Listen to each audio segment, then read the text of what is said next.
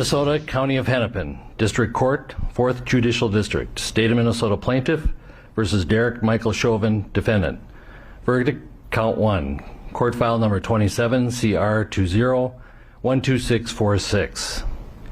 We, the jury, in the above entitled matter as to Count 1, unintentional second-degree murder while committing a felony, find the defendant guilty. This verdict agreed to this 20th day of April 2021 at 1:44 p.m. Signed, juror foreperson, juror number 19. Same caption, verdict count 2. We, the jury, in the above entitled matter as to count 2, third-degree murder, perpetrating an eminently dangerous act, find the defendant guilty. This verdict agreed to this 20th day of April 2021 at 1:45 p.m. Signed by jury foreperson, juror number 19.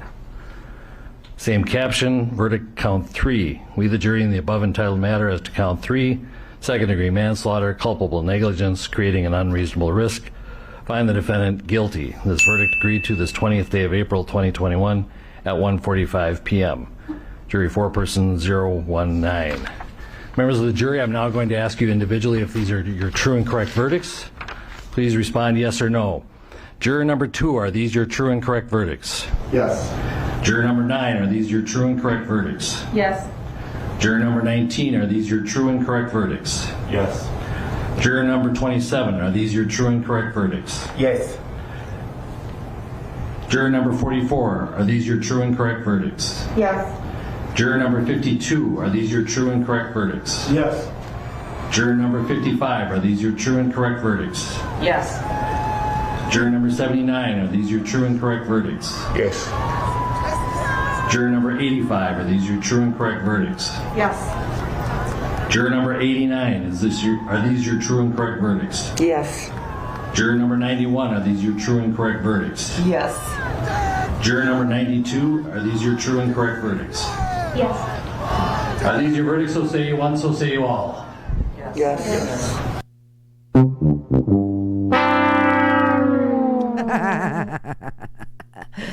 Bye-bye, dickhead. See you in Attica. Wow. So that is a measure of accountability is what that is. That is not equal justice under the law. No, because eye for an eye being justice, that did not happen here. But it is a measure of justice. It is a measure of accountability. Certainly not equal. No, not equal. I'm going to get thrown out of my hair salon is what's going to happen to me. And, I'll just have bad, dirty hair for the rest of my life, if that's what it means. Because, holy crap, I get my hair blown out on Wednesdays, right? It's hair day. Unless it's so hectic. And then you'll know if I have dirty hair on Friday. You see what I mean? And some people are very hip to this little inside piece of information. But today, my hair is clean. And that's because I went to the hair salon and I got into it like majorly with some woman. I'm telling you right now, white women have not all white women, a good chunk of them though, in my age bracket, have a good sense of entitlement. I mean, like serious privilege that they are totally unaware of. He was no saint. Excuse me? What do you mean he was no saint? Well, I mean, the police wouldn't have handcuffed him if he hadn't done something. Oh, so A, you never watch the trial. B, you don't read a newspaper.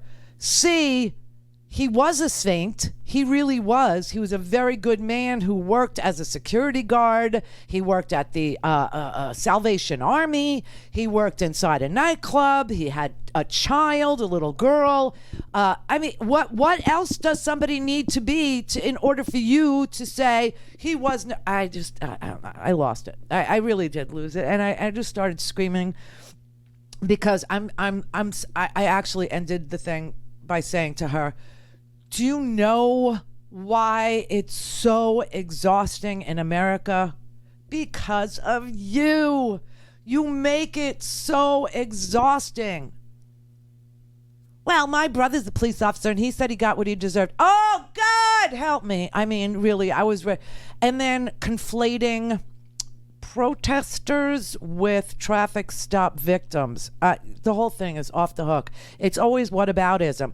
But what about the protesters who were throwing things at the police officers? I'm like, well, those were protesters who had watched endless videos of unarmed black men being killed by the police over and over and over and over. And those of us who watch this trial, who have seen George Floyd die over and over and over again, like it's some sort of a snuff film at this point, yeah, we're pissed. We're pissed. Well, that's not right. I said, well, the day that we do the right thing all the time and you still think that that's an issue that you have to tackle, you'll let me know. You'll let me know. And then, she didn't, I could have just downshifted into, hey, you know what? Another girl just died. A 16-year-old girl was just killed. But it's too nuanced. Do you know what I'm saying? Because the 16-year-old girl that was just killed hours before the Chauvin verdict came in, she had lunged at another person with a knife, but it's a nuanced case in this way.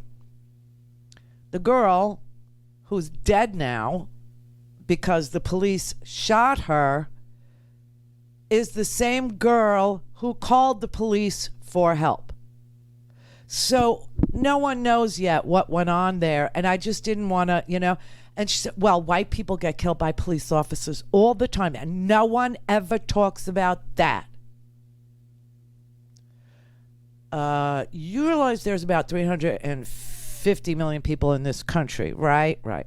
And you realize that only 13% of those 350 million people are black, right? Right. Well, if the number of black people that are killed by police is the same number, let's just say, as the number of white people killed by police, can you see that that's a disproportionate number of black people being killed by police? Now, she was this close to saying black people are more criminal. She was so close. Give her this much credit. She didn't go there. But she's exhausting. And these Karens are exhausting. These people are exhausting. There's, it's a never-ending confrontation with abject ignorance, self-censored. She's doesn't read the newspaper, didn't watch the trial, has no earthly idea that there were 3 other officers standing on top of George Floyd for no apparent reason. She knew he was handcuffed and she thought that might be wrong. So here is our fervent wish from those of us here at the Randi Rhodes Show, for those of us there who don't listen or watch the Randi Rhodes Show or read a newspaper or watch the trial or understand poor Eric was just gaslighting that jury with bullcrap and that the judge had to actually admonish him. Yes, admonish poor Eric, because poor Eric tried to sell to the jury an unlawful premise. He tried to tell the jury that if any other aspect of George Floyd, his big heart, his enlarged heart, his ingestion of oxycodone or fentanyl or methamphetamine, that if any of those other things contributed to George Floyd's own death, that you couldn't find that the cause of death was the knee of Derek Chauvin. And that is not true in law. So but anyway, these people didn't watch. So here is our fervent wish. This comes from me and all Team Randi. Brad especially wants to send this message. If you are involved in law enforcement and you have somebody in handcuffs, especially somebody who didn't commit a violent crime, a violent felony, and they're in handcuffs already, maybe this case could just flash through your mind for a brief moment, and you will not kill that person. Don't have time to listen to the live show? Want to hear more on your schedule? Go to randyrhodes.com and buy a stinking podcast.